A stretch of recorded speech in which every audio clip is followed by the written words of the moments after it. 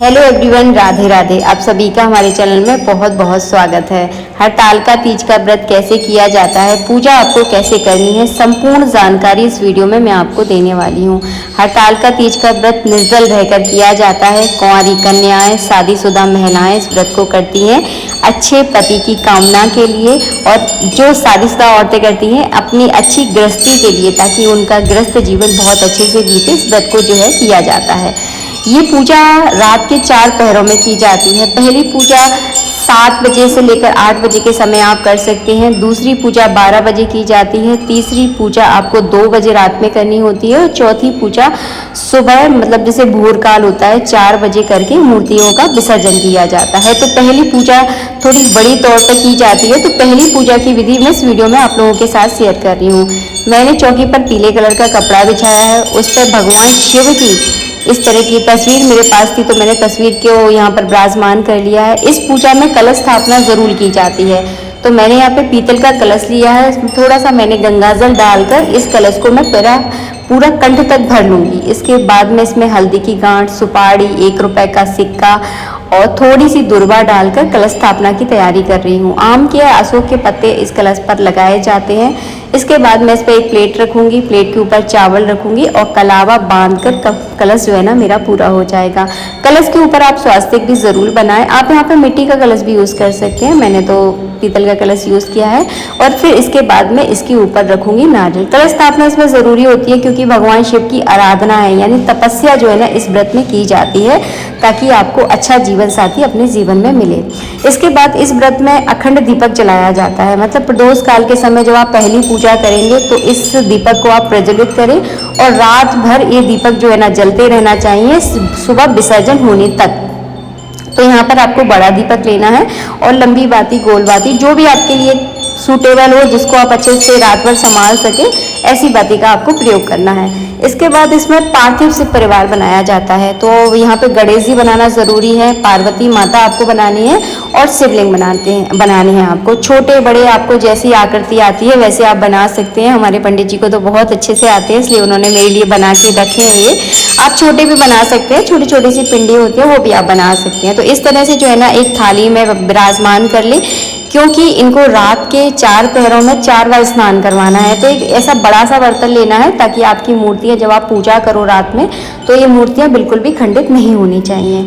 सबसे पहले आपको पूजा में दीपक प्रज्वलित करना है। पूरे शिव परिवार का, गणेश जी का, माता पार्वती का, भगवान शिव का आपको हाथ जोड़कर ध्यान करना है। सबसे पहले आपको दीपक का पूजन करना है। तो एक फूल में रोली चावल लगाकर मैंने यहाँ पे दीपक का पूजन कर दिया है। उसके बाद शुद्धि के लिए सभी पर मैं इस तरह से जल छिड़कूंगी। इसके बाद फूल में रोली चावल लगाकर गणेश पर सभी देवी देवताओं का जो है ना मन में ध्यान करते हुए कलश का सिंपल तरह से साधारण तौर से आप पूजा कर दीजिए। इसके बाद एक फूल में रोली चावल लगाकर मैं गणेश जी का पूजन करूंगी। इसी तरह से एक फूल में रोली चावल लगाकर आप पार्वती मैया का पूजन कर दें। इसके बाद करेंगे हम भगवान शिव का पूजन। भगवान शिव को रात के 4 पहरों में जल चढ़ाया जाता है। तो यहाँ पर जो है ना, चलिए मैं आपको पूरी विधि बता रही हूँ इस वीडियो में, क्योंकि मैं भी इस व्रत को बहुत सालों से कर रही हूँ। जब मैं कुंवारी थी तब से मैं इस व्रत को कर रही हूँ। सबसे पहले मैं गंगा जल से भगवान शिव को जो है ना स्नान कराऊंगी।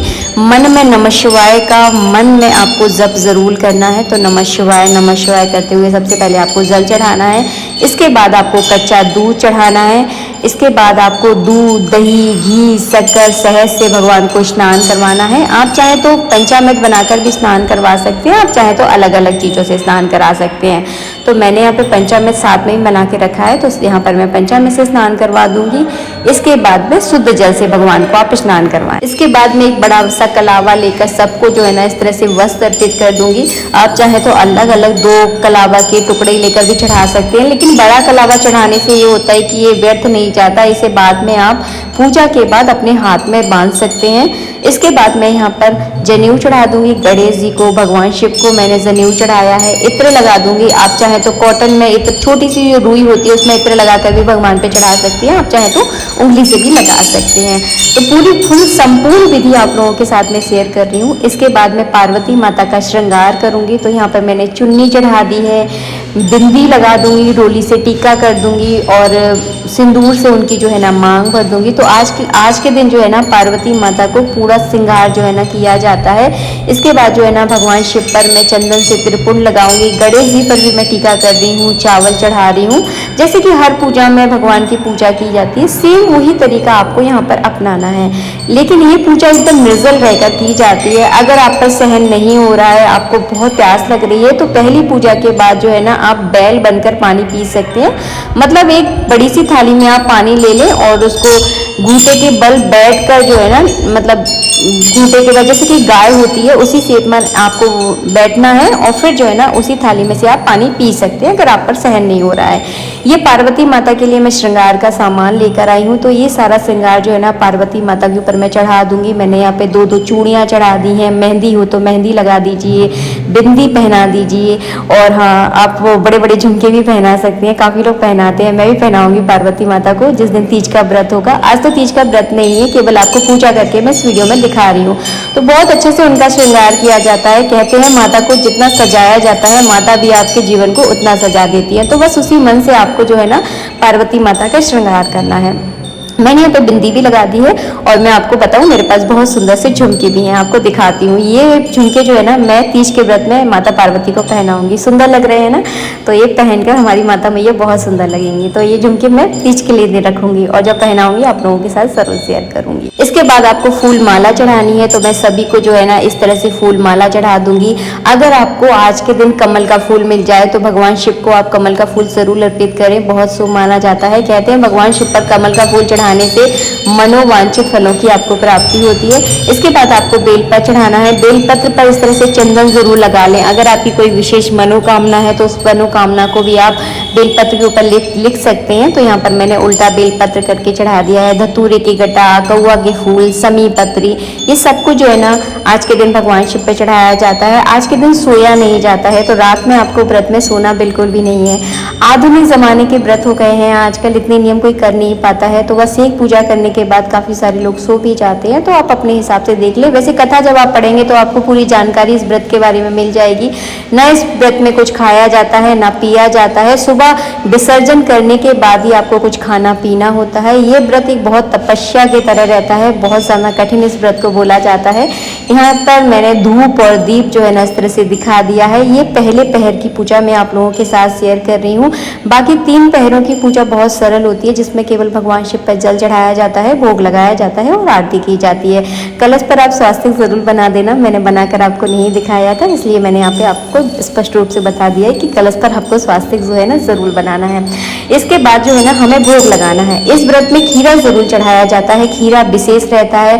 5 तरह की मिठाई, 5 तरह के फल, पकवान बनाकर माता पार्वती और भगवान शिव पर जो है ना चढ़ाकर भोग लगाया जाता है। तो आप जितना अपने घर में बना सकते हैं उतना आप ज़रूर बनाएं। अगर आप नहीं बना पा रहे हैं, आप अकेले हैं, तो आप मार्केट से लाकर भी भोग लगा सकते हैं।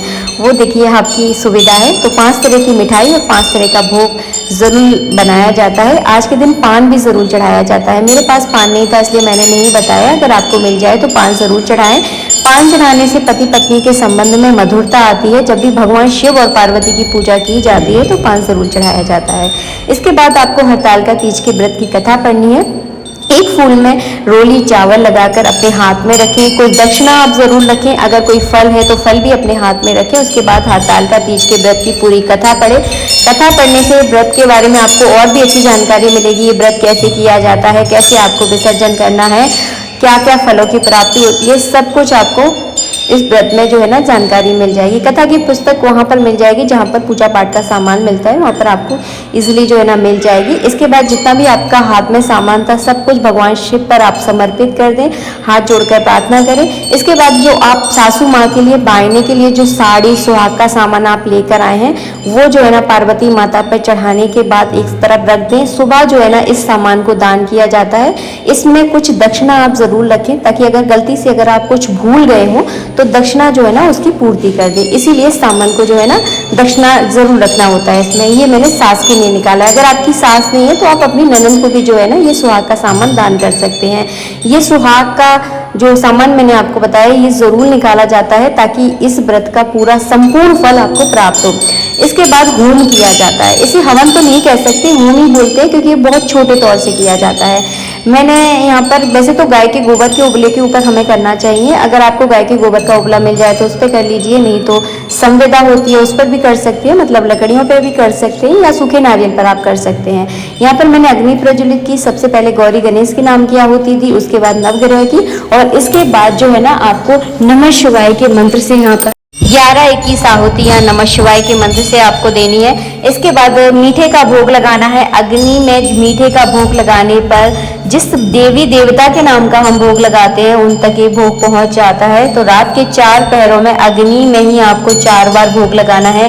4 बार ही होम किया जाता है। इस व्रत में 4 बार होम करने का विधान है, तो 4 बार मैं होम करती हूँ और 4 बार ही जो है ना आरती की जाती है। ये केवल मैं पहले पहर की आपको पूजा बता रही हूँ जो कि थोड़े बड़े तौर से होती है, जो कि इस वीडियो में मैंने आप सबके साथ शेयर की है। इसके बाद करेंगे हम आरती की तैयारी। मैंने थाली जो है ना आरती की तैयारी कर ली है। सबसे पहले गणेश जी की आरती की जाती है इस व्रत में। इसके बाद आपको भगवान शिव की आरती करनी है। ये पूजा जो है ना प्रदोष काल में शुरुआत की जाती है और सुबह प्रातः काल, मतलब जिसे भोर काल कहते हैं, उस समय भगवान शिव की पूजा करने के बाद उनका विसर्जन किया जाता है। करती हूँ आप सबको मेरे द्वारा दी गई जानकारी बहुत पसंद आई है, वीडियो आपको अच्छा लगा है तो प्लीज़ वीडियो को लाइक कीजिएगा। इसके बाद मैं आप लोगों के साथ शेयर करूंगी कि विसर्जन सुबह आपको कैसे करना है। संपूर्ण जानकारी इस वीडियो में आपको देखने के लिए मिलेगी, इस चैनल में आपको देखने के लिए मिलेगी। मिलेंगे नेक्स्ट वीडियो में, जब तक के लिए राधे राधे, जय श्री राधे।